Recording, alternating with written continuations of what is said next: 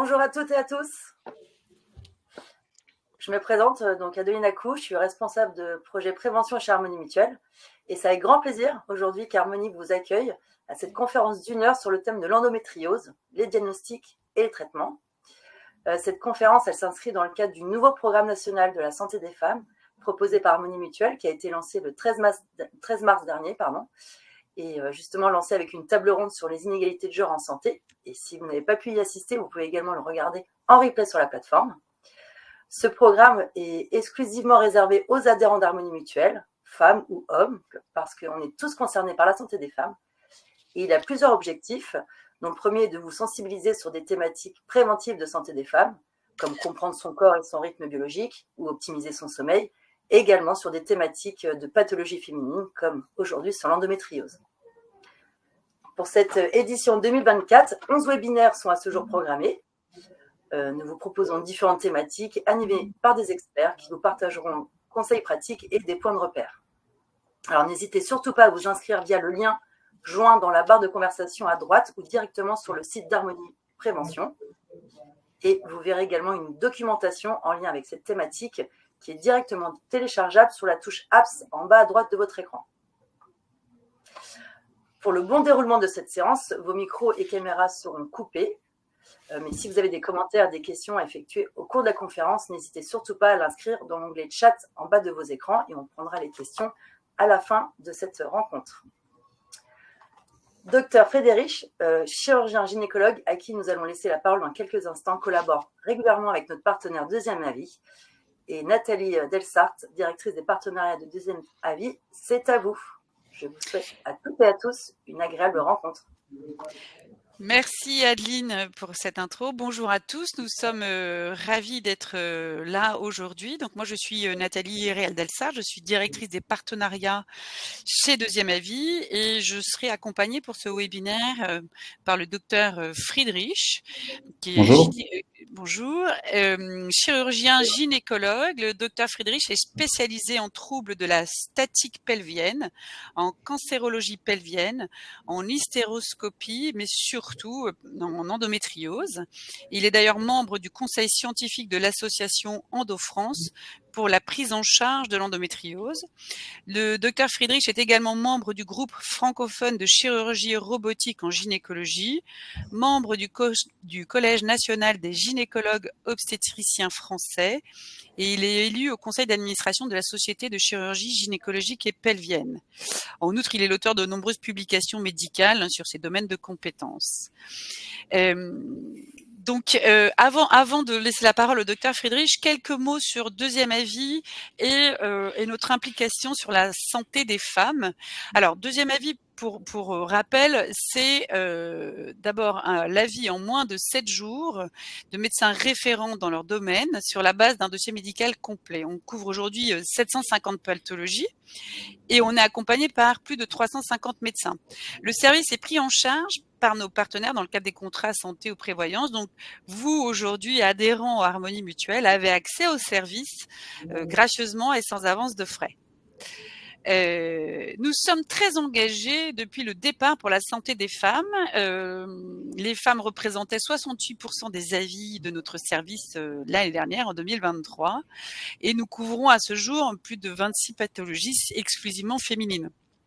Alors, les pathologies féminines les plus sollicitées par les femmes sont l'endométriose, c'est 35% de nos avis féminins, le cancer du sein, l'infertilité féminine, le SOPK, syndrome des ovaires polykystiques. Et c'est vrai que le nombre de demandes sur ces pathologies est en augmentation constante. On observe en moyenne 32% de divergence sur les avis rendus avec des grandes disparités parce que en fait sur les 11 premières pathologies féminines qui génèrent le plus d'avis, les taux de divergence varient de 11 à 58%. Plus concrètement, si on zoome sur la pathologie qui nous intéresse aujourd'hui, l'endométriose, c'est la première pathologie du site. C'est un nombre d'avis qui a doublé entre 2021 et 2023. Et aujourd'hui, un dossier sur 4 est divergent de l'avis initial sur l'endométriose, voire quand on zoome sur l'adénomiose, quasiment un avis sur 2, 41%. Alors, Les sujets de divergence vont concerner surtout l'errance diagnostique, le traitement de la douleur ou la chirurgie qui est malheureusement trop souvent proposée alors qu'elle est à réserver à des cas complexes. Voilà pour cette introduction concernant deuxième avis et notre implication sur la santé des femmes. Maintenant, zoomons concrètement sur l'endométriose. Alors, Docteur Friedrich, c'est vrai que on sait qu'une femme sur 10 souffre d'endométriose. C'est un chiffre énorme, hein, et pourtant encore aujourd'hui, c'est une maladie qui est trop méconnue des professionnels de santé. Alors, pouvez-vous nous expliquer ce qu'est l'endométriose et comment cette maladie fonctionne? Alors, bonjour à tous. Alors, tout d'abord, l'endométriose, juste pour préciser un petit peu les choses, c'est une maladie qui est liée à la présence de muqueuse utérine, qu'on appelle donc l'endomètre, en dehors de l'utérus. Et on va distinguer différentes formes d'endométriose en fonction de la localisation. Donc, l'endométriose, elle peut aller se fixer sur la membrane qui recouvre les organes dans le ventre, et on va parler d'endométriose superficielle. Elle peut aller directement se fixer sur les organes profonds, l'intestin par exemple, et on va parler d'endométriose profonde. Une entité à part, c'est l'atteinte au niveau des ovaires, ce qu'on appelle les endométriomes. Et enfin, l'adénomiose, qui est une forme d'endométriose qui touche la paroi de l'utérus elle-même. On va distinguer deux types d'endométriose selon que cette atteinte, elle est interne, c'est-à-dire qu'elle provient de l'intérieur de l'utérus, ou externe, c'est-à-dire qu'elle se forme comme une endométriose profonde. Les différentes localisations qu'on va retrouver, les plus fréquentes, sont essentiellement dans la cavité pelvienne, à hauteur des ovaires et en arrière de l'utérus, entre l'utérus et le rectum. Donc là, vous avez un petit schéma qui vous représente, on va dire, les principales et les plus fréquentes des localisations de l'endométriose. Celles qui sont responsables de douleurs et les plus fréquentes, on va dire, c'est ce qui se passe entre le rectum que vous voyez en arrière et l'utérus au milieu. Au niveau de l'utérus, on peut avoir différentes localisations anatomiques. Donc, sans rentrer dans le détail, on a une plus grosse importance des atteintes du côté gauche que du côté droit. Ça, c'est parce que dans le corps humain n'est pas symétrique et on pense que le fait que l'utérus soit très légèrement tourné vers la droite fait que l'écoulement se fait plus du côté gauche. Et on peut avoir une atteinte donc, qui peut être au niveau des trompes, au niveau de l'utérus, au niveau des ovaires, de la vessie, du côlon, donc le côlon sigmoïde ou le rectum pour la partie basse du côlon. Juste quelques images, je ne vais pas passer beaucoup de temps là-dessus, mais ça, typiquement, c'est la membrane que vous voyez qui recouvre les organes dans le ventre. Et puis, on a ces atteintes qui sont... je ne sais pas si on voit ma souris, là, quand je la bouge, peut-être pas. Non, vous voyez rien. Bon, ces petites atteintes qui sont des vésicules et qui sont des petites taches brunes. Donc ça, c'est de la muqueuse qui est en dehors de l'utérus sur la membrane péritonéale. On peut avoir des atteintes plus profondes. Donc la photo en haut à gauche, c'est ce qu'on appelle le ligament utérosacré. Et là, on a une infiltration qui fait environ 1,5 cm, qui infiltre en profondeur le ligament. En bas à gauche, c'est l'ovaire, avec les taches brunes que vous voyez qui sont l'infiltration de l'ovaire.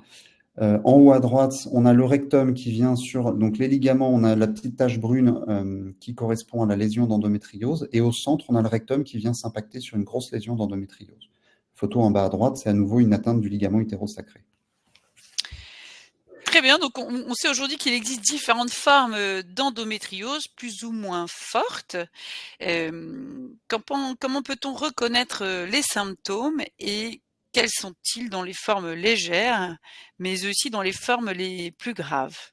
Alors, une première chose qui est importante, c'est de reconnaître, c'est pour ça qu'il est difficile parfois d'en faire le diagnostic, c'est de reconnaître les symptômes, et il ne suffit pas d'avoir un symptôme pour avoir la maladie, c'est comme tout, c'est souvent une association de symptômes, une certaine chronologie et une certaine périodicité. Le triptyque des symptômes, s'il devait y en avoir un, c'est 1, la douleur, 2, la fertilité, les troubles de la fertilité, et 3, le caractère cyclique des symptômes, c'est-à-dire le fait que les symptômes apparaissent en période de règles ou soient majorés, accentués en période de règles. Ce qui est important de comprendre, c'est que l'examen clinique peut être tout à fait normal. Les principaux symptômes douloureux sont liés en général à des douleurs de règles. Elles vont être essentiellement les 2 premiers jours des règles. Souvent, les douleurs apparaissent, parfois, les douleurs apparaissent un petit peu avant et vont s'aggraver vraiment au moment de ces 2 premiers jours des règles. On peut avoir bien sûr des douleurs au moment d'aller à la selle, au moment d'aller aux toilettes pour uriner, mais aussi au moment des rapports sexuels et parfois des douleurs qui sont complètement en dehors de la cavité abdominale et qui peuvent être liées à certaines localisations. Un autre point, parce qu'on entend souvent j'ai une endométriose superficielle, je ne comprends pas pourquoi j'ai mal, ou inversement j'ai une endométriose profonde, je ne comprends pas pourquoi j'ai pas de grosses douleurs. La localisation et le volume des lésions n'est pas forcément lié à l'intensité des symptômes. En revanche, très souvent, les localisations correspondent à des symptômes précis, c'est-à-dire qu'en fonction des atteintes, on va avoir des symptômes qui vont être différents. Très bien. Donc, pour résumer, les signes cliniques qui doivent alerter les femmes. La douleur, le caractère périodique de ces douleurs, les douleurs lors des rapports. On entend douleur lors des rapports, c'est les douleurs qui sont dans le fond du vagin pour une femme. La douleur d'entrée qu'on appelle la douleur orificielle n'est pas caractéristique du tout de l'endométriose. La douleur profonde, elle est très caractéristique de l'endométriose. Le côté cyclique des douleurs est bien sûr très important et parfois ça peut être au décours d'une infertilité. L'exploration les examens qu'on va faire pour un bilan d'infertilité peut amener à poser le diagnostic d'une endométriose chez une patiente qui n'a pas de douleur par exemple. D'accord, très bien. Poser un diagnostic d'endométriose donc n'est pas toujours évident, hein. De nombreux médecins ne sont pas encore sensibilisés à cette maladie et les patientes ne sont pas toujours bien orientées. C'est d'ailleurs en partie pour cela qu'on observe une errance de diagnostic de 7 ans en moyenne encore sur l'endométriose. Docteur Friedrich, selon vous, quels sont les examens indispensables à faire pour dépister la maladie? Alors, comme je l'ai dit initialement, l'examen clinique et l'interrogatoire, évidemment, est au premier plan, mais dès qu'on a une suspicion d'endométriose, il y a 2 examens qui vont permettre de faire le diagnostic. C'est l'échographie pelvienne et l'IRM pelvienne. L'échographie pelvienne, elle n'a d'un intérêt que si l'opérateur qui réalise cette échographie est entraîné à faire le diagnostic de cette pathologie, s'il maîtrise l'échographie dans le cadre de l'endométriose. La problématique de l'échographie, c'est qu'on ne peut pas réinterpréter l'examen. Donc, il est très difficile, si une échographie est normale, de savoir si c'est le radiologue qui n'est pas forcément compétent dans ce domaine particulier ou si c'est effectivement une absence de lésion. L'IRM, elle va permettre, là aussi, idéalement, il faut que le radiologue soit un radiologue expert de la pathologie, mais si ce n'est pas le cas, elle va permettre une réinterprétation. Et notamment, on va pouvoir, par exemple, transférer les images sur un site comme Deuxième Avis et avoir des experts qui vont pouvoir effectuer une relecture de l'IRM et poser le diagnostic ou, au contraire, éliminer un diagnostic qui aurait été posé à tort. Dans tous les cas, le point essentiel, c'est d'avoir affaire à des radiologues qui sont référents. Classiquement, l'IRM permet de voir les lésions qui sont assez haut situées. L'échographie pelvienne, elle a plus de pertinence, notamment pour les lésions qui touchent la partie basse du rectum et le fond vaginal. Les autres examens sont des examens, par exemple, comme l'hystérosalpingographie, qui n'ont aucun intérêt pour le diagnostic, mais qui vont permettre d'explorer notamment la fertilité, parce qu'on sait qu'un certain nombre de patientes atteintes d'endométriose ont une infertilité. Et chez les patientes désireuses de grossesse, il est important de savoir si on a ou pas une atteinte de la fertilité. On va avoir des examens qui vont être guidés par les premiers examens d'imagerie. Donc, suite à une échographie, une IRM et certains symptômes évocateurs, on va évoquer une atteinte du tube digestif. Et dans ce cas-là, on peut pratiquer des écho-endoscopies rectales. Donc, c'est une échographie qui se fait par le rectum.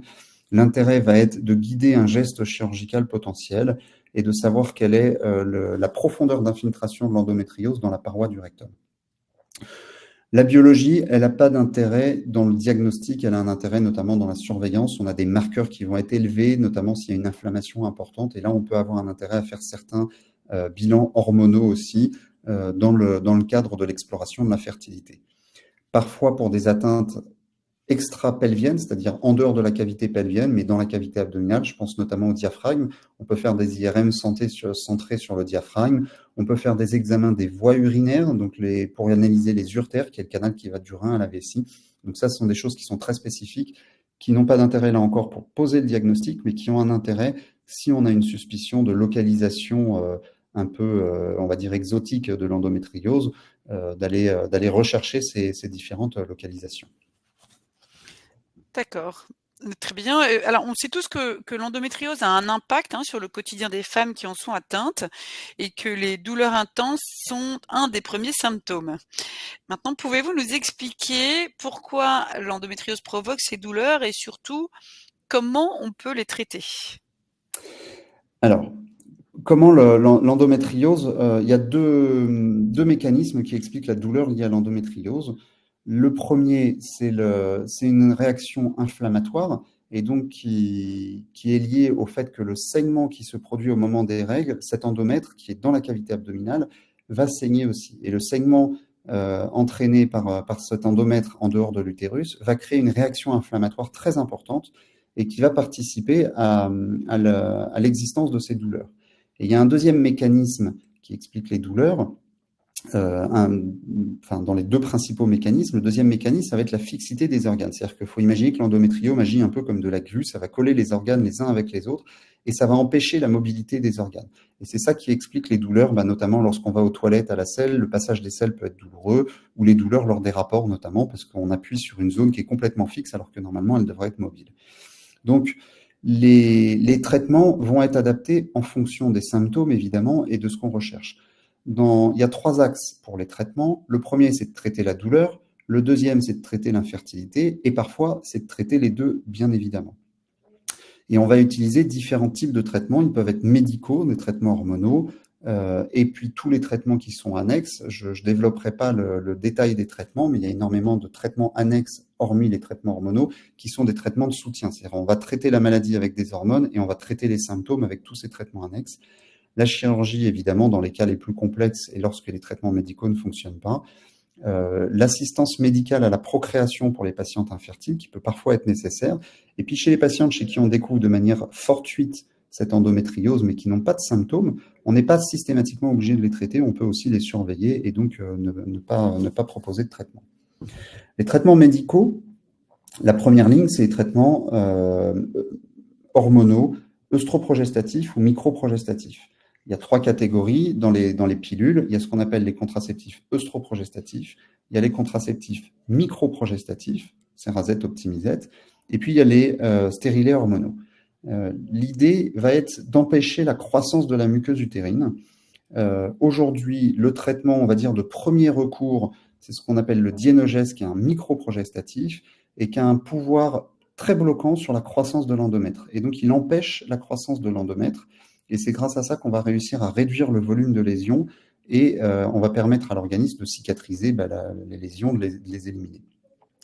Lorsqu'ils ne sont pas supportés, ces traitements, parce qu'ils ont évidemment des effets secondaires parfois où ils peuvent provoquer des petits saignements, on va dire quotidiens, ce qu'on appelle des spottings qui peuvent être gênants, on peut avoir recours à des pilules contraceptives classiques, œstroprogestatives. La petite différence, c'est qu'on va éviter de la prendre de manière séquentielle, c'est-à-dire pour les pilules qui sont en 21 ou en 24 comprimés, puis avec une pause de soit 7 jours, soit 4 jours, là, on va les prendre en continu. On va prendre tous les comprimés actifs et on va les prendre en continu, ce qui a pour objectif habituellement de couper complètement les règles. Dans certaines formes d'endométriose, je pense notamment à l'adénomiose, on peut utiliser les stérilets hormonaux qui sont particulièrement efficaces. Et puis lorsque ces traitements, on va dire de première ligne, sont pas efficaces, on peut utiliser des traitements progestatifs, dits macroprogestatifs, alors qu'on utilise de moins en moins. Vous avez probablement entendu parler des scandales avec le Luthéran et le risque de méningiome. Donc le Luthéran a été retiré du marché, mais il nous reste quand même quelques macroprogestatifs qui peuvent être parfois très utiles chez les patientes qui ne répondent pas au traitement classique. Donc ça, c'est la première ligne pour les traitements hormonaux. Pardon. Excusez-moi, j'ai été un peu vite. La deuxième ligne, c'est de traiter les symptômes. Je n'ai pas développé ici, mais évidemment, on a tout un arsenal thérapeutique qui passe par les anti-inflammatoires, par les antalgiques de palier 2, donc c'est tout ce qui est dérivé morphinique, dérivé de l'opium et de la codéine, qui vont permettre de traiter donc les symptômes, notamment la douleur. Et puis ensuite, on peut avoir recours à des algothérapeutes qui sont des médecins spécialistes de la douleur et qui vont utiliser des médicaments type antidépresseur, type neuroleptique ou type anticonvulsivant, qui vont permettre de désensibiliser les nerfs, puisqu'il y a une part de la douleur qui est transmise par les nerfs, et parfois pour les patientes qui ont des symptômes douloureux, très invalidants, en désensibilisant ces nerfs, on arrive à traiter la douleur. Évidemment, cette inflammation que vous avez dans le ventre provoque des contractures abdominales de certains muscles profonds. Donc, on peut avoir recours à de la kiné, à de l'ostéopathie, à de la sophrologie, à plein de paramédecines qui vont permettre non pas de traiter l'endométriose, mais de soulager les symptômes qui l'accompagnent.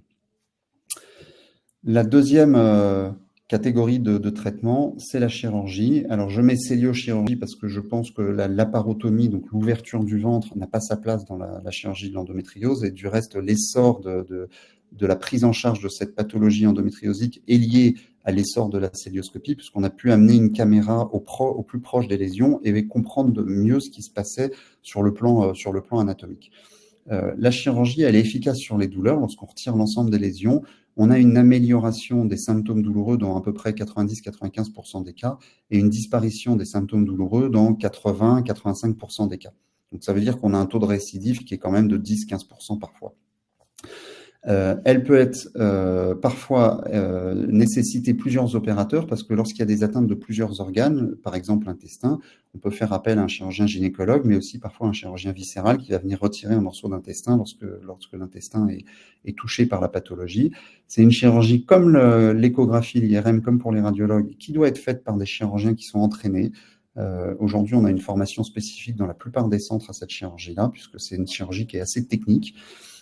Et qui est indiqué uniquement quand on a essayé les traitements de première ligne, c'est-à-dire les traitements hormonaux, et que ces traitements hormonaux n'ont pas été efficaces.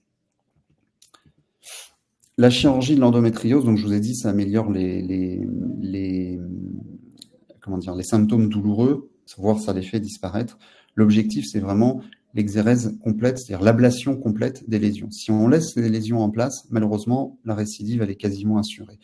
Et il faut évaluer, bien sûr, le bénéfice-risque. C'est-à-dire que pour une patiente qui a une atteinte de l'intestin, par exemple, ou de la vessie, chez qui on va avoir une chirurgie qui est très, très délabrante, parfois, il faut se poser la question de l'intérêt de cette chirurgie versus des traitements médicaux qui ne sont pas 100% efficaces, mais qui auraient pu permettre une nette diminution, par exemple, des symptômes douloureux et un retour à une vie quotidienne, on va dire, normale. Donc, il y a une vraie évaluation des bénéfices attendus de cette intervention par rapport aux risques que l'on va prendre et aux complications potentielles, puisqu'évidemment, c'est des chirurgies qui sont sujettes à un taux de complications assez élevé, notamment dans les formes, on va dire, profondes, extensives et multiviscérales. Très bien. Alors, dernière question, avant de laisser la parole aux patientes et aux nombreuses questions, je vois le chat qui s'anime. L'endométriose peut avoir un impact sur la fertilité. Alors, comment allier désir de grossesse et endométriose et quels sont les risques et quelles difficultés peuvent rencontrer les patientes? Alors, l'endométriose et désir de grossesse, en pratique, là encore, ça va être une évaluation bénéfice-risque sur les techniques qu'on va utiliser. Il y a deux façons de procéder. Chez les patientes, on va dire schématiquement, chez les patientes infertiles, douloureuses, jeunes, on va plutôt préférer la célioscopie, puisqu'on sait qu'on améliore, on multiplie par 2 globalement le taux de grossesse spontanée. Chez les patientes qui sont en désir de grossesse uniquement et qui ne sont pas douloureuses, on va avoir recours à la procréation médicalement assistée, soit des inséminations, soit en général dans l'endométriose, on va assez rapidement à la fécondation in vitro, parce que l'une des principales problématiques de l'endométriose, c'est ce caractère inflammatoire, qui fait que lorsque l'ovule est émis par l'ovaire, il est détruit immédiatement, donc il ne peut pas rencontrer les spermatozoïdes, donc on a un défaut qui est lié plus à l'ovulation, et à la fécondation, et donc le fait de faire des inséminations de spermatozoïdes en général ne fonctionne pas très bien, donc on a recours assez rapidement à la FIV. Voilà. Pour vous donner quelques chiffres, dans les endométrioses peu sévères, on estime un taux de grossesse spontané chez les patientes qui ont de l'endométriose d'environ 20%, et lorsqu'on opère ces patientes, qu'on procède à l'ablation des lésions d'endométriose, le taux de grossesse spontanée est doublé, il passe à peu près à 40%. C'est un peu plus complexe pour les endométrioses sévères parce qu'il y a des taux de complications qui font que parfois le taux de grossesse peut diminuer même après PMA. Mais globalement, ce qu'il faut retenir, c'est que dans les endométrioses sévères, que ce soit la PMA ou la chirurgie, les taux de grossesse sont assez similaires. On double à peu près le taux de grossesse aussi. Et lorsqu'on associe les deux, PMA plus chirurgie, on gagne quasiment 10% de taux de grossesse lorsque les deux sont associés.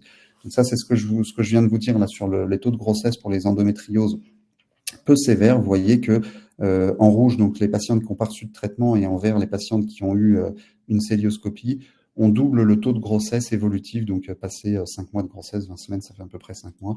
On passe on va dire en moyenne 20 à 35%, quoi. On fait quasiment doubler le taux de grossesse.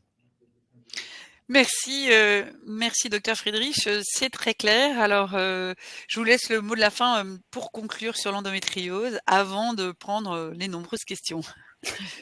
Alors, pour conclure, évidemment, 7 ans de retard diagnostique, c'est long, et donc on peut s'empêcher de dire que l'un des points les plus importants, c'est d'avoir un diagnostic le plus précoce possible, de s'alerter par les petits signaux, notamment chez les adolescentes et préadultes, et d'éviter de leur dire que c'est normal d'avoir des douleurs de règles, qu'il faut serrer les dents, ça dure que 2 jours et ça va passer. Donc il y a quelques signaux qui doivent alerter, et ne pas hésiter à consulter, évidemment.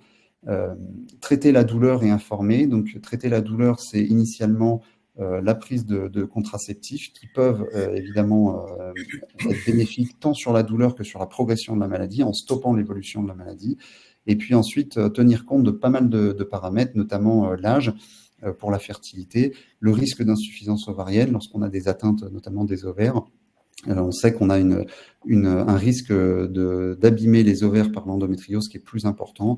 Et donc, aujourd'hui, on a recours aussi facilement à la cryoconservation ovocytaire chez les patientes, donc la congélation d'ovules chez les patientes qui sont à risque d'infertilité lorsqu'elles ont des atteintes ovariennes importantes. On ne prend pas en charge uniquement la douleur, on prend en charge la douleur et l'infertilité. Il faut vraiment, on parle aujourd'hui de plus en plus de santé de la femme plus que de pathologie elle-même, et il faut prendre en charge la santé de la femme dans sa globalité, ne pas oublier que l'endométriose génère de l'infertilité, ne pas oublier une infertilité peut être liée à une endométriose qui peut générer de la douleur et qui peut générer des problèmes de vie quotidienne, des problèmes de couple, des problèmes de qualité de vie au sens large. Et donc, c'est tout ça qu'il faut prendre en compte dans la prise en charge, qu'elle soit médicale, chirurgicale ou avec la PMA. Il ne faut pas hésiter, bien sûr, à avoir recours à des experts dans la pathologie quand on a le sentiment que les choses n'avancent pas, et voilà, c'est pas pour autant qu'on va trouver la solution miracle, mais en tout cas, c'est important de pouvoir étiqueter la maladie, d'en faire un diagnostic précis et de suivre correctement l'évolution.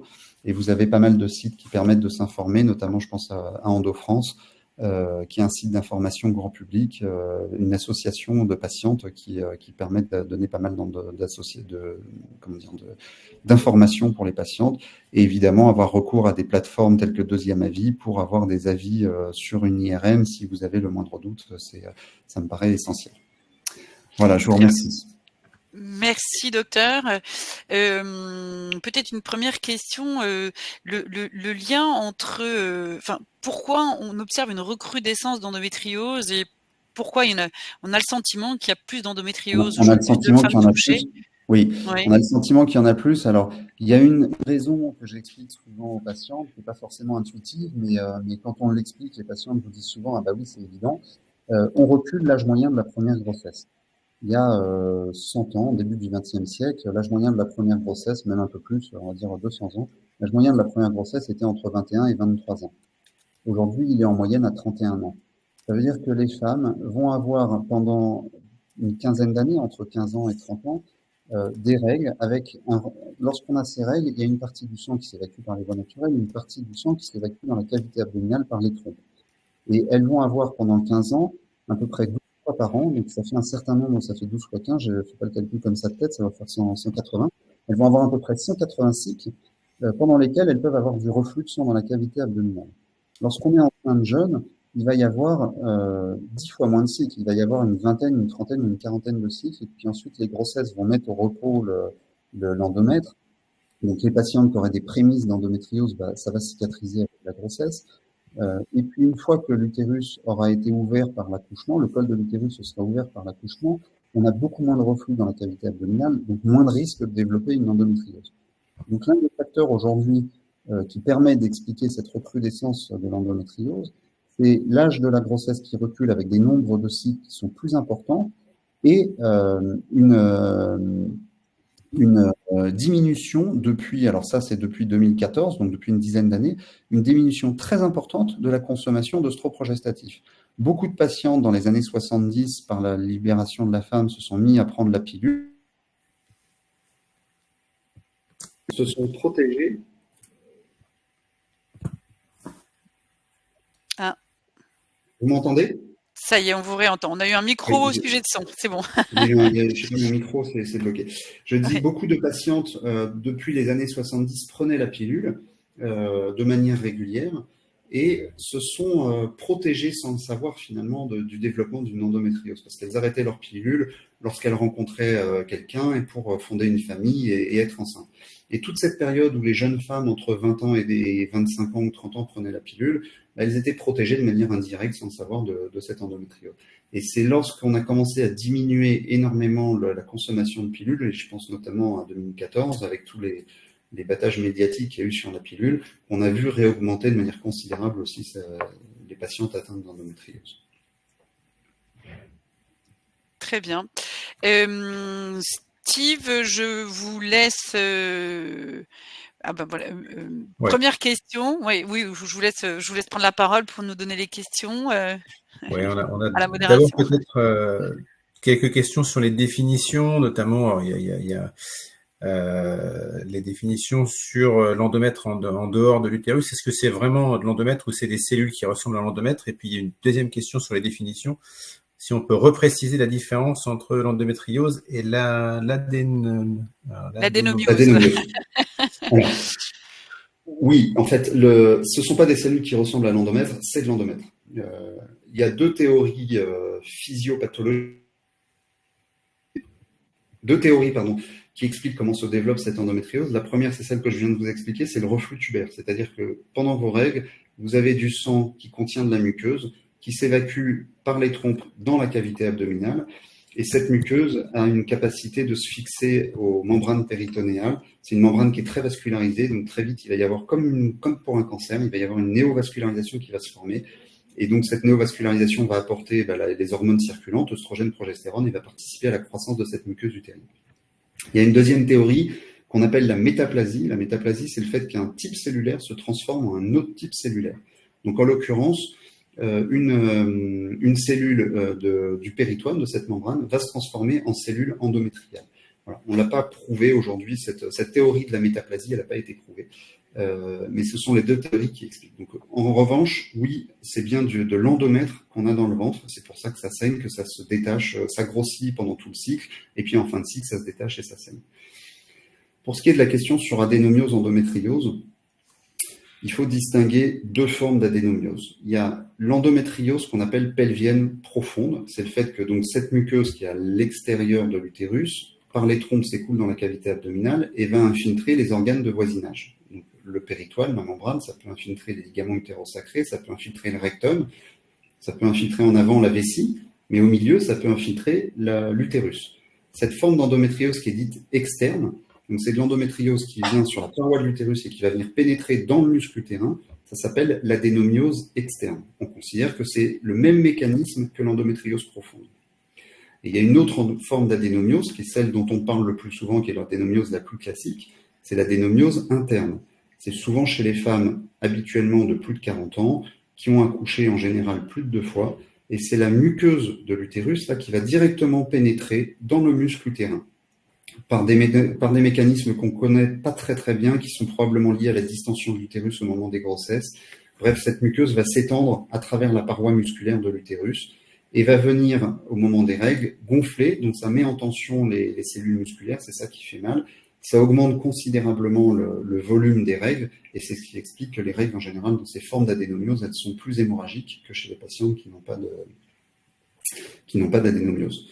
Il y a un troisième point que je n'ai pas soulevé tout à l'heure, je vous ai parlé de l'âge des femmes. On sait aujourd'hui, on n'a pas réussi à le prouver correctement, on sait aussi que l'exposition aux perturbateurs endocriniens, notamment à certains phénomènes externes, font apparaître de l'adénomiose chez les jeunes femmes, notamment qui n'ont jamais accouché et qui devraient pas avoir, enfin de l'adénomiose interne, j'entends, qui n'ont pas ces mécanismes habituels d'adénomiose. qu'on connaît par cœur. Donc là, on pense que pour le coup, il y a probablement des facteurs qui peuvent être alimentaires, qui peuvent être externes, je pense notamment aux perturbateurs endocriniens, et qui favorisent le développement d'adénomiose. Il y en avait beaucoup moins effectivement avant. Par les perturbateurs et les phénomènes externes, on ne sait pas l'expliquer vraiment autrement. Vous parlez d'alimentation d'ailleurs. Y a-t-il des recommandations alimentaires à suivre? Enfin, souvent, on associe l'alimentation inflammatoire au traitement de l'endométriose parce que qui dit endométriose dit maladie inflammatoire, dit inflammation de la paroi intestinale. Cette inflammation de la paroi intestinale modifie la flore digestive et on se met à avoir des troubles alimentaires.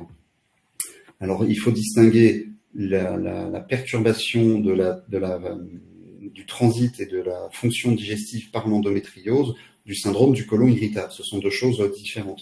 Parfois, les deux choses sont associées. Évidemment, on peut avoir des patients qui ont de l'endométriose et le syndrome du côlon irritable.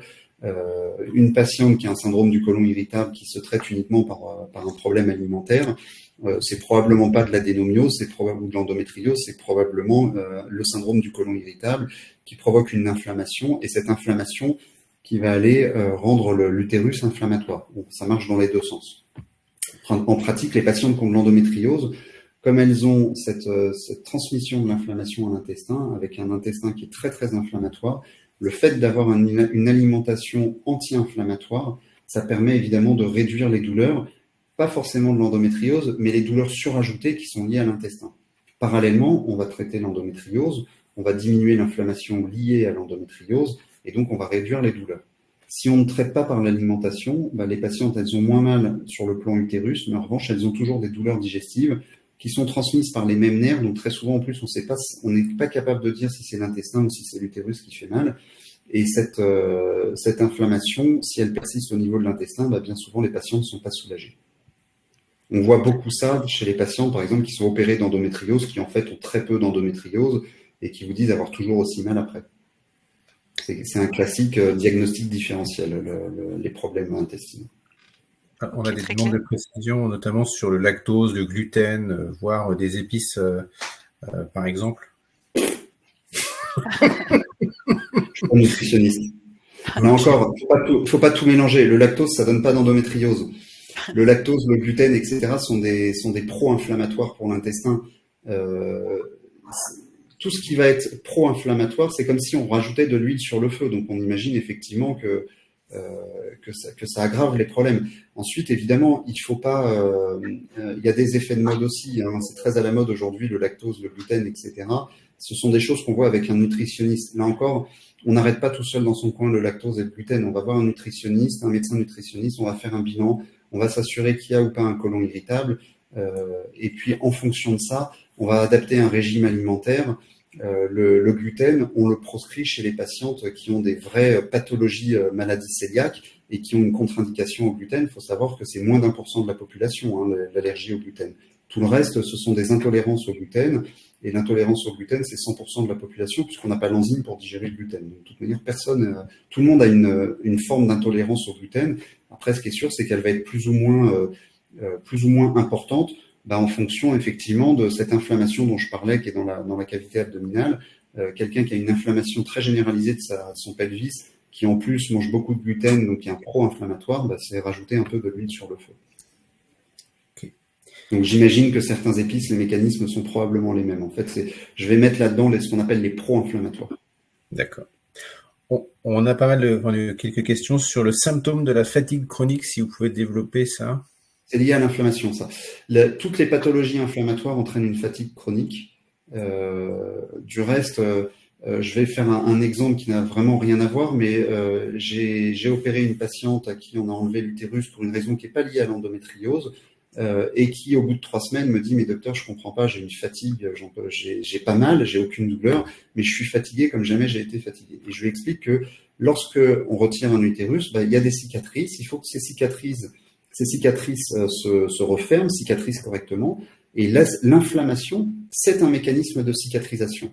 Et tant que cette inflammation est en place, elle génère une fatigue importante. Donc c'est un mécanisme de défense de l'organisme, l'inflammation, qui permet de détruire les cellules anormales. Et c'est ça qui provoque la fatigue chronique. Donc en général, tant que cette inflammation elle est très importante, La fatigue dans l'endométriose, elle est très souvent là, mais aussi, je rejoins les pathologies inflammatoires intestinales. Souvent, les patientes qui ont des pathologies inflammatoires intestinales, elles ont une fatigue chronique très importante.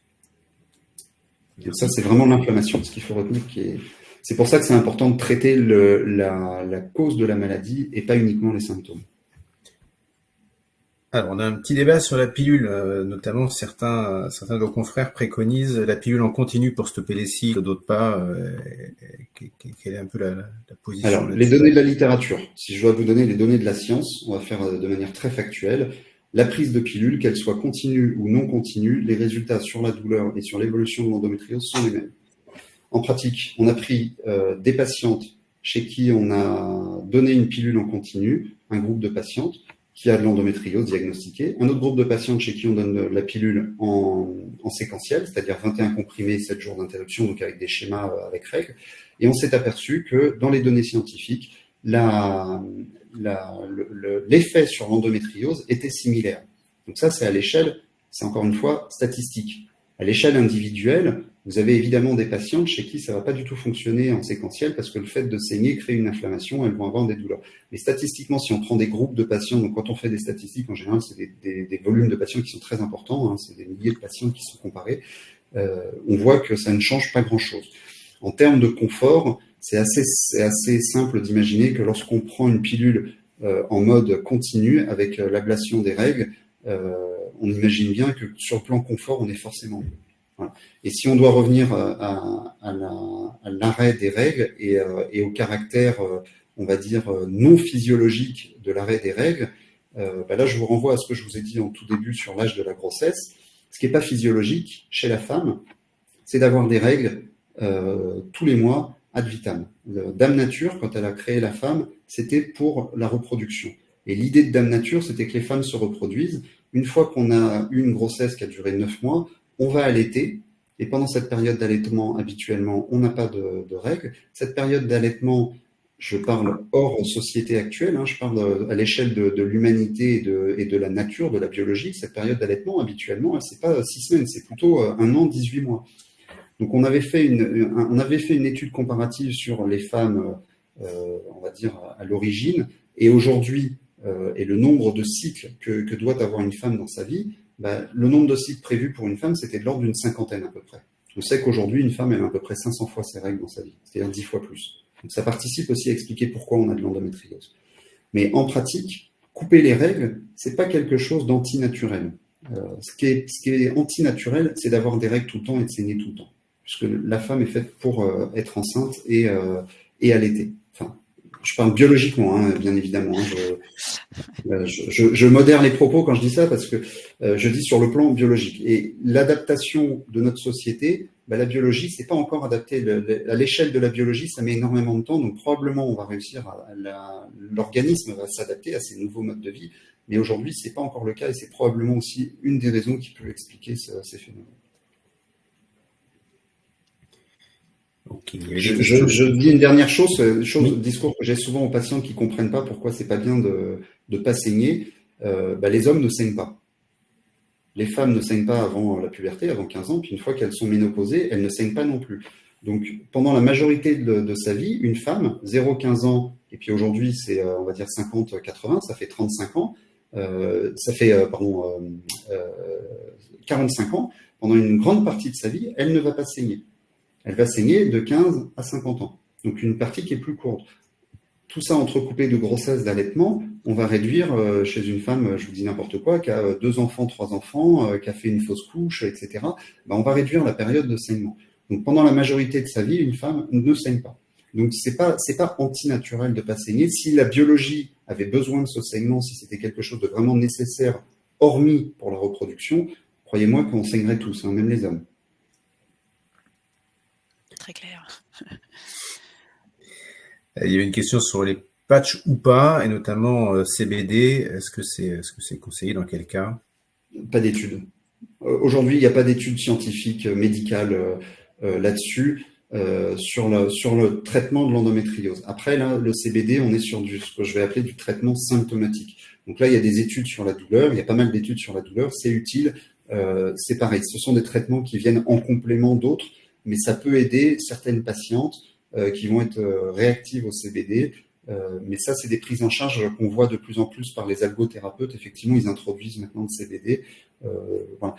C'est pas un traitement, ce qu'il faut comprendre, c'est que ce ne sont pas des traitements de l'endométriose, ce sont des traitements des symptômes de l'endométriose. Donc là, on vient traiter la douleur. C'est un sujet qui est très vaste aussi, mais qui est pas directement lié, si vous voulez, à l'endométriose. Quelles sont les thérapeutiques les plus efficaces? C'est aussi un peu en fonction des patientes, on va adapter, mais effectivement, je sais que le CBD a prouvé son efficacité dans le traitement de la douleur, mais pas pour l'endométriose.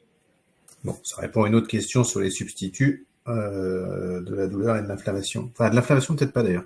Substituts à l'inflammation, à part la codéine et la morphine. Est-ce qu'il y a des substituts à l'inflammation? La codéine et la morphine sont des opiacés, donc ce sont des antalgiques, ce sont des médicaments de la douleur. C'est pas des substituts à l'inflammation, c'est peut-être les anti-inflammatoires dont on parle. Oui, c'est ça, il y a une question, pardon.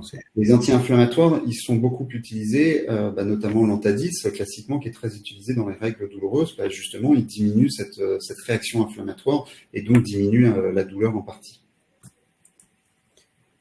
Ok, une question sur est-ce qu'il y a un lien entre l'endométriose et les varices pelviennes? Oui. Ça, pour le coup, ça s'est prouvé aujourd'hui. On sait que par l'inflammation, en fait, il y a une vasodilatation, c'est-à-dire que les vaisseaux se dilatent. Et cette vasodilatation va favoriser des varices. Les varices, les veines sont dilatées, donc le sang stagne dans le pelvis. Et c'est cette stagnation du sang qui provoque en général des lourdeurs et qui aggrave les douleurs. Et il y a même ces vaisseaux sanguins, ils sont en contact des nerfs pelviens.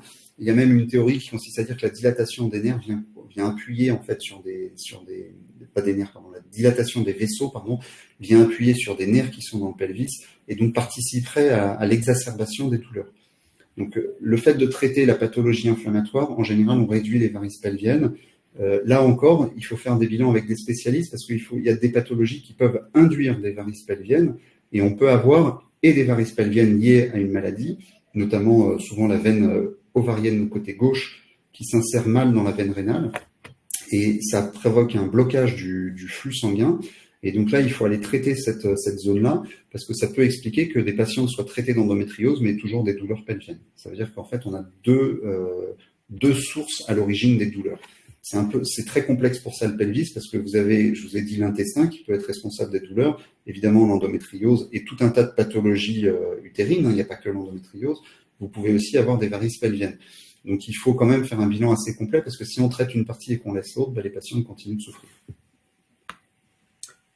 Parfait. On a une question sur la détection de l'endométriose. Est-ce que se voit à l'échographie d'une part, et est-ce que c'est uniquement un gynécologue qui peut la détecter ou une sage-femme pourrait la détecter? Des gens formés, c'est ce que je disais tout à l'heure, les sages-femmes expertes dans la pathologie, il n'y en a quand même pas des masses. En général, les sages-femmes, elles sont plutôt formées à l'échographie obstétricale, c'est-à-dire l'échographie du fœtus. L'échographie des organes, c'est pas souvent leur domaine. Ce qu'il faut comprendre, c'est que l'échographie pelvienne, c'est une échographie multi-organes, c'est-à-dire que beaucoup de gynécologues ont été formés à l'échographie de l'utérus dans le cadre de certaines pathologies intra-utérines, polypes, fibromes, de certaines pathologies ovariennes, et puis de l'échographie liée au développement du fœtus. Et ce qui fait que beaucoup de gynécologues passaient à côté des endométrioses, c'est qu'ils sont incapables d'aller explorer des lésions qui sont sur le rectum ou qui sont en dehors de l'utérus.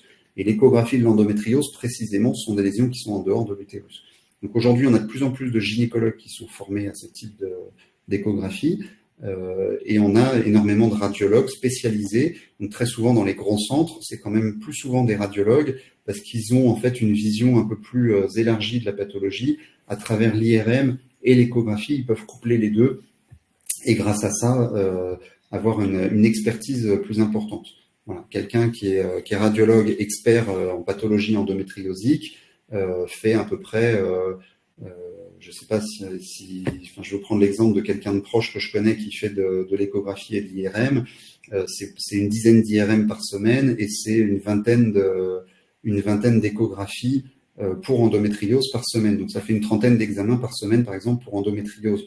Bon, un gynécologue qui voit 100 patients, un gynécologue, on va dire lambda, qui fait de l'échographie, du suivi obstétrical, qui fait de la prescription de pilules, etc., qui n'est pas expert dans l'endométriose, sur même 100 patients, si je prends un volume de patients par semaine très élevé, par exemple 100 patients, il aura au maximum une dizaine de patientes atteintes d'endométriose dans sa consultation, maximum. Dont sur les 10, la moitié, voire les 3/4, qui seront des endométrioses peu sévères qui n'ont aucun signe radiologique. Donc son expertise, elle sera forcément moindre que quelqu'un qui en voit 30 par semaine. Voilà. Et en pratique, aujourd'hui, quand même, les patientes ont tendance à se diriger vers des centres avec des gens dont l'activité principale est de faire de l'endométriose. Et est-ce que l'endométriose est héréditaire?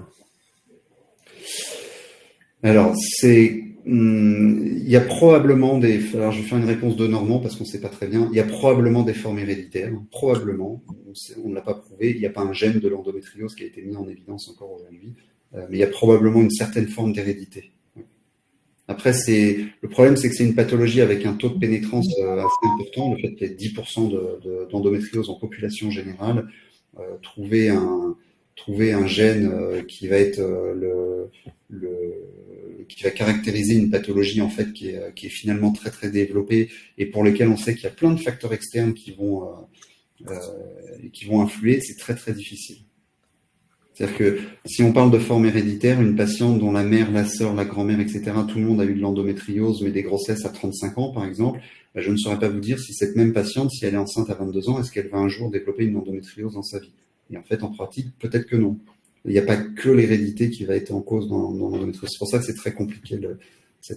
L'idée de se dire j'ai de l'endométriose, donc ma fille va en avoir, c'est pas si simple que ça. Alors, il y a une question auquel je peux répondre. Est-ce qu'Harmonie Mutuelle accompagne vers des diag et des spécialistes? Alors, notamment, oui, mais on n'oriente pas vers un spécialiste, mais le deuxième avis permet quand même d'avoir une vision complémentaire d'un spécialiste. Et je le rappelle, deuxième avis est pour tous nos adhérents en inclusion disponible sur l'application Harmonie et moi. Donc ça, c'est une question facile. Et il y a les deux, c'est-à-dire que sur deuxième avis, il y a à la fois la lecture par le radiologue expert et l'avis par le médecin expert. La possibilité d'avoir les deux, on va dire les deux contacts sur deux avis différents certes, mais qui vont permettre d'avoir d'abord le diagnostic et puis ensuite un avis sur le traitement. Parfait. Il y a eu pas mal de questions. Alors, il y a beaucoup de questions qu'on a volontairement pas traitées parce qu'elles sont du domaine de la consultation et que c'est très compliqué de faire de la consultation là. Juste, est-ce qu'il y a un impact hormonal est-ce que l'endométriose a un impact hormonal? Alors, je vais mettre plus la chose dans l'autre sens. Je retournerai la situation. C'est plutôt est-ce que il y a un fonctionnement hormonal qui est plutôt plus propice à l'endométriose? Probablement. En fait, probablement qu'effectivement, il y a des mécanismes d'hyperostrogénie, alors qui sont minimes et qui sont pas quantifiables. C'est pas en faisant une prise de sang qu'on va être capable de poser ce diagnostic-là. Mais il y a probablement des patientes qui ont des cellules endométriales plus sensibles que d'autres aux oestrogènes et donc qui vont avoir une croissance plus importante de ces cellules endométriales liées aux oestrogènes. Et ça, c'est une première chose. Et il y a probablement aussi des mécanismes immunitaires, c'est-à-dire que cet endomètre, ces cellules endométriales qui sont dans le ventre, votre immunité, vos globules blancs, qui sont les cellules de l'inflammation, devraient les détruire. Probablement que chez les patientes atteintes d'endométriose, cette immunité n'est pas suffisante. Alors soit c'est pas qu'elle est anormale, soit la production d'endomètre est trop importante, soit la production d'endomètre est normale, mais l'immunité est pas suffisante. Voilà. Donc après c'est pareil, c'est une histoire d'équilibre entre les deux, mais en tout cas cet endomètre qui est dans la cavité abdominale n'est pas détruit et en tout cas suffisamment vite, et une partie de cet endomètre va pouvoir proliférer sur place. Parfait. Alors, je complète le deuxième avis puisqu'on nous demande si on peut déposer les radios IRM. Quand on monte un dossier avec deuxième avis, on va pouvoir télécharger l'ensemble des documents effectivement médicaux. C'est tout l'intérêt d'ailleurs. C'est une relecture de l'IRM qui va permettre de poser le diagnostic. Alors, encore une ou deux questions qui doivent être, je dis plutôt rapides, j'en sais rien, mais qui me paraissent plus ciblées. Est-ce qu'il y a un lien entre l'endométriose et les mycoses récidivantes? Non. Il y a un lien entre l'inflammation et les mycoses récidivantes. C'est plus des mécanismes inflammatoires, mais qui ne sont pas forcément que de l'endométriose. il faut faire très attention. Je ne vous l'ai pas précisé au début, mais la première cause de douleur pelvienne, c'est pas l'endométriose, hein, ce sont notamment les infections. Je parle de douleurs pelviennes au sens large des douleurs pelviennes. Il peut y avoir des inflammations du pelvis, notamment lorsqu'on est porteuse du virus HPV. Vous savez, c'est le virus qui est responsable du cancer du col de l'utérus. Il y a une réaction inflammatoire importante qui va se passer quand on est en contact avec ce virus, sachant que 95% des femmes globalement sont en contact un jour dans leur vie avec ce virus. Et cette réaction inflammatoire vise à détruire le virus. Votre organisme, comme n'importe quel virus, c'est des globules blancs qui vont détruire les cellules infectées par le virus. Et donc, ça va faire disparaître le virus. Et dans cette réaction inflammatoire qui se situe au niveau vaginal, il peut y avoir des modifications de la flore vaginale, c'est-à-dire des bactéries qui naturellement protègent des infections, vont être détruites par cette inflammation, et les mauvaises bactéries, si je puis dire, ou les champignons vont pouvoir se développer. Donc c'est plus lié à des mécanismes inflammatoires que l'endométriose directement. On va en prendre une dernière et puis je vous invite après à contacter Deuxième Avis si vous avez vraiment des choses très très pointues à voir. Mais est-ce qu'au final, est-ce que c'est normal d'avoir des règles douloureuses ou est-ce que c'est déjà un premier signal en fait, ces règles douloureuses? Ça doit être un signe d'alerte. Il peut y avoir ce qu'on appelle des règles douloureuses normales qui sont liées en fait à on va dire, à une sensibilité importante des nerfs qui vont transmettre un influx douloureux alors que l'utérus se contracte de manière normale. Et on peut imaginer que des patientes aient un influx nerveux qui va être exacerbé, mais l'utérus, il faut savoir qu'il se contracte pour évacuer les règles et que c'est cette contraction en général qui est douloureuse. Mais ça doit quand même être un signe d'alerte. Si pour les mamans là qui écoutent et qui ont des jeunes filles par exemple scolarisées, on dit aujourd'hui que l'éviction scolaire d'une jeune fille, c'est un signe d'alerte. Une jeune fille qui a des douleurs de règles au point de rester à la maison parce que les douleurs sont trop intenses, elle n'a pas forcément de l'endométriose aujourd'hui. Si elle se fait examiner, peut-être pas parce que souvent elles sont vierges, mais en tout cas si on leur fait une IRM, on va pas forcément retrouver de l'endométriose. Ce qu'on sait, c'est que les patientes de 25 ans qui ont de l'endométriose, elles ont dans leur histoire ces douleurs de règles intenses au tel point qu'elles ne peuvent pas travailler ou pas aller à l'école.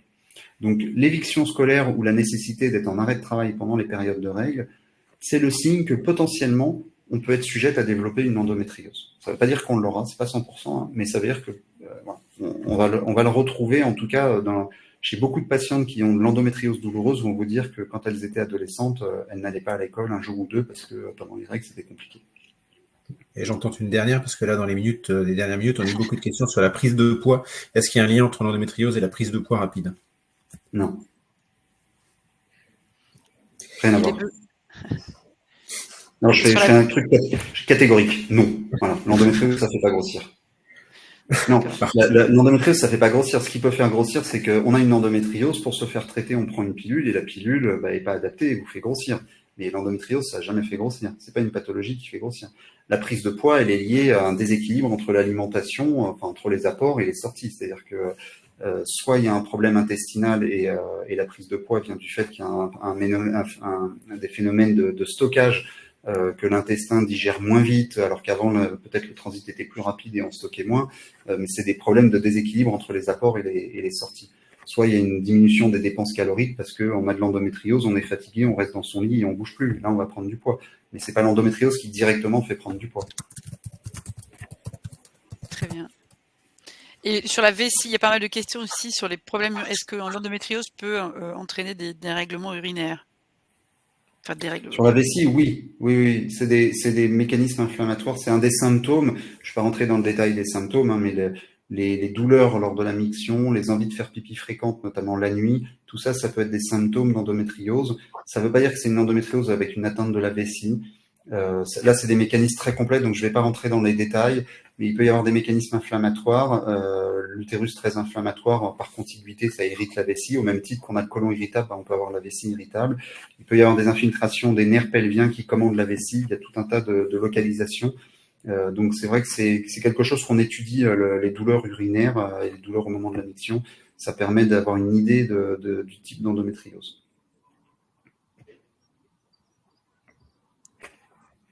Très bien. Je ne sais pas si... là, je vois le temps qui file, hein, donc je vous laisse... On va laisser Adeline conclure. Merci. Merci beaucoup Nathalie et docteur Frédéric pour la qualité de cet atelier. Et on l'a vu, enfin, il y a beaucoup de questions et de remarques là dans le chat. Ça prouve un petit peu l'intérêt aussi du sujet. Donc, on va clore cette rencontre. Merci à tous pour votre participation et ces échanges. Merci également de noter ce webinaire via le questionnaire de satisfaction qui va s'afficher et que vous vous êtes renvoyé en fait à l'issue de ce webinaire. On a vraiment besoin de vos avis, donc merci en fait de répondre à ce questionnaire. Le lien d'inscription aussi pour les prochaines conférences est disponible dans le fil de discussion. Quant au replay de ce webinaire, il vous sera adressé par mail dès la fin de cette rencontre. Et je vous rappelle également qu'il y a une documentation sur l'endométriose qui est disponible dans la touche Apps en bas à droite de votre écran. Donc, je vous souhaite une excellente journée et un excellent week-end printanier. Profitez bien de ce beau soleil. Merci beaucoup. Merci. Merci.